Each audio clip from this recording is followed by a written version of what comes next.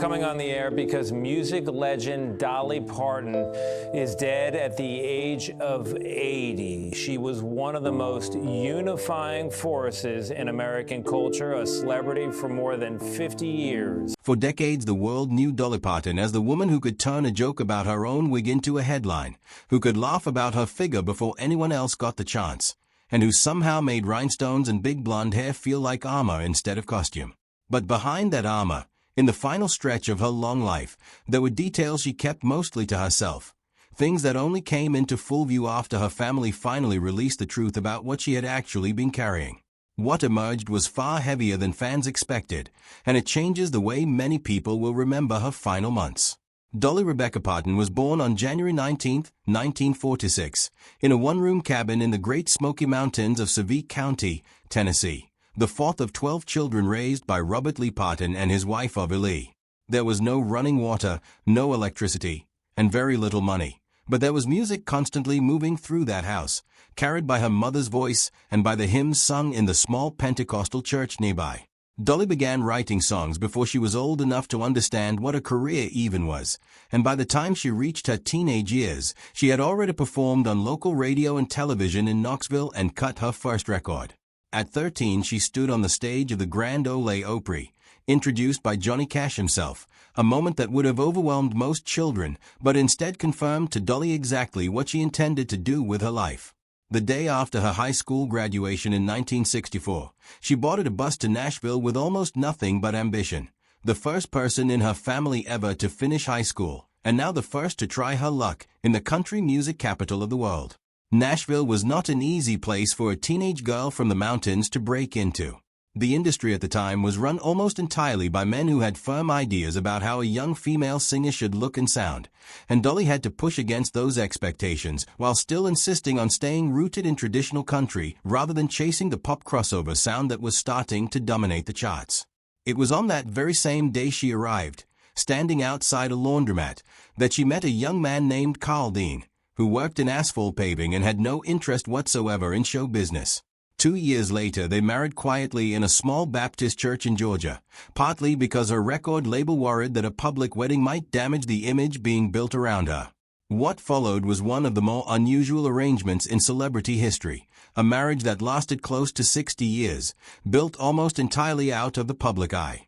Carl avoided cameras, avoided red carpets, and rarely appeared at the industry events surrounding his wife's career, running his own paving company and living a life that had almost nothing to do with the entertainment world his wife was conquering. While Dolly's face became known across the planet, his stayed almost entirely anonymous, and many who knew the couple believed that separation of worlds is exactly what allowed the marriage to survive as long as it did. In 2016, they marked 50 years together by renewing their vows, a milestone that stood out in an industry where long marriages are rare. Professionally, the 1960s and 70s brought Dolly into a partnership with television host Porter Wagoner, whose show gave her the national exposure she needed to become more than a regional talent. She wrote constantly during this period, and in a single stretch in 1972 she produced 2 songs that would define her for the rest of her life, Jolene and I Will Always Love You. She has told slightly different versions of how those 2 songs came about over the years, sometimes suggesting they were written on the very same day, later softening that claim. But what never changed was how completely those 2 recordings captured something universal about longing and loss. By 1980, she had crossed into Hollywood, starring opposite Jane Fonda and Lily Tomlin in 9 to 5, a film that became a massive commercial success and gave her another signature song. More film roles followed, along with a business empire that included the transformation of a small amusement park into Dollywood in 1986, bringing her name and her money directly back into the region that had once struggled to feed her family. Her philanthropic reach grew alongside her fame. In 1995, she launched the Imagination Library in her home county, a program inspired partly by her father's inability to read or write, something that had stayed with her long into adulthood. It began as a small local effort mailing free books to children and eventually expanded far beyond Tennessee into an international operation that, by the middle of this decade, had given away roughly 300 million books to children around the world. In 2020, she donated $1 million to Vanderbilt University to support vaccine research, a gift that later became one of the most publicly recognized examples of her wealth being redirected toward causes entirely separate from music or film. By that point in her life, the arc was almost too large to summarize in a single sentence. A child from a one-room cabin without electricity had built a career spanning music, television, film, tourism, and international charity, and the public mostly saw the shine of that success rather than what it had cost her to build it. What most of the public never saw clearly was how much pain sat underneath that decades-long climb. In the early 1980s, at what should have been the peak of her career, Dolly's body began to fail her. Severe abdominal problems and bleeding forced her to cancel performances, and in early 1982 she underwent emergency gynecological surgery, kept quiet from the press at the time. She was later diagnosed with endometriosis, a condition that eventually became severe enough to require a partial hysterectomy in 1985, when she was only 36 years old. That surgery permanently ended any chance of her carrying a child of her own, a loss that hit her extraordinarily hard given that she had grown up as one of 12 siblings and had always imagined motherhood as part of her future. She has since described falling into a depression during that period that she called one of the darkest stretches of her adult life, marked by dramatic swings in her weight and her emotional state. In a 2019 podcast, she admitted that at her lowest point she had thought about ending things, overwhelmed by grief over the children she would never have and by a body that no longer felt like her own, even as the public still expected her to show up glamorous and cheerful on television and in film. What eventually pulled her back, by her own account, was her faith, a connection to God that she described as deeply personal and constant during that recovery, something she leaned on again and again for the rest of her life. It was also during this era that she began deliberately reshaping how people talked about her appearance. Rather than let critics control the conversation about her wigs, her makeup, or her figure, she leaned into an exaggerated version of herself, coining the phrase backwards Barbie, and turning her look into something she owned rather than something done to her. It became one more example of a pattern that ran through her whole career, taking the things that could have been used to embarrass her, her poverty, her accent, her body, and converting them into parts of a brand she controlled completely. The next major blow came decades later. Carl Dean, her husband of nearly 60 years, had been ill for some time, and Dolly became deeply absorbed in caring for him during his decline.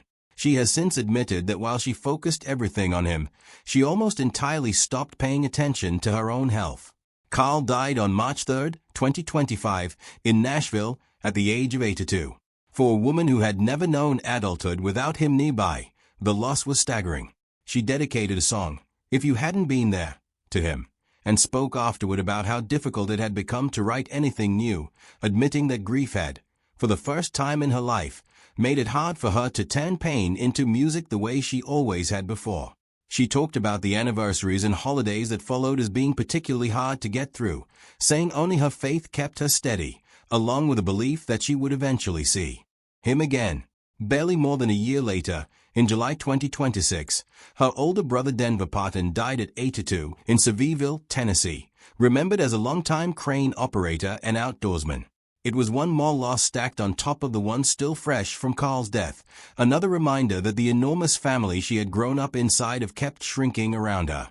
Meanwhile, her own body was quietly breaking down. Reports throughout 2025 and into 2026 described recurring kidney stones and infections that left her immune and digestive systems compromised, problems she later said had thrown her entire body out of balance. She postponed a planned Las Vegas residency at Caesars Palace that had originally been set for December 2025, pushing it to September 2026, and then in May 2026 she canceled it outright, explaining that although medication and treatment were working, she was not yet strong enough for the physical demands of a live show. In October 2025, panic briefly spread online after her sister Frida asked fans to pray for her, sparking rumors that Dolly had already died. Dolly responded personally on video to reassure everyone she was still very much alive, joking about being the queen of social media rumors instead of tabloids. In early August 2026, she missed a scheduled Dollywood appearance, citing dizziness and dehydration and telling fans a doctor had clipped her wings. Days later, on August 21st, she gave what turned out to be her final public update, telling People magazine that she was dealing with health issues she had simply ignored while she was focused on caring for Carl, still framing herself as someone in recovery rather than someone near the end. Then, within days, everything shifted. She was admitted to a hospital in Nashville, and on August 25, 2026, Dolly Parton died at the age of 80. Her nephew Brian Seaver, who had served as a head of security, announced her passing on behalf of the Parton and Owens families, describing the moment as one carrying both pride and enormous sadness. Her representatives later confirmed that the cause of death was cancer, following what they described as a brief battle, though the specific type and details of her treatment were not made fully public. Reports indicated she passed peacefully at the Vanderbilt Ingram Cancer Center, surrounded by people she loved. The reaction afterward was immediate and enormous, spreading across country music, film, politics, and popular culture all at once. Fellow artists who had shared stages and studios with her spoke about her generosity and her humor, while institutions from the Hollywood Walk of Fame to her hometown of Sevierville became sites where fans gathered to leave flowers and notes. Her catalog, which included more than 3,000 songs and record sales exceeding 100 million copies worldwide, was only one measure of what she left behind. The deeper measure sat in things far harder to count, in the children who grew up receiving books through the Imagination Library, in listeners who found country music through her voice, in performers who watched her prove that a woman raised with nothing could move fluidly between music, film, and business without ever being boxed into just one of them. What her family's disclosures ultimately revealed was a life that looked, from a distance, like an unbroken rise from a mountain cabin to global fame, but up close was shaped just as much by loss. The children she never got to have, the depression she fought largely alone, the husband she cared for until his final days, the siblings she kept losing one by one, and the illness she quietly carried while still smiling for cameras and promising fans she would be back on stage soon. That gap between the image she projected and the reality she lived through is, in the end, what makes a final chapter so much harder to hear than anyone expected. Like, subscribe, and follow for more.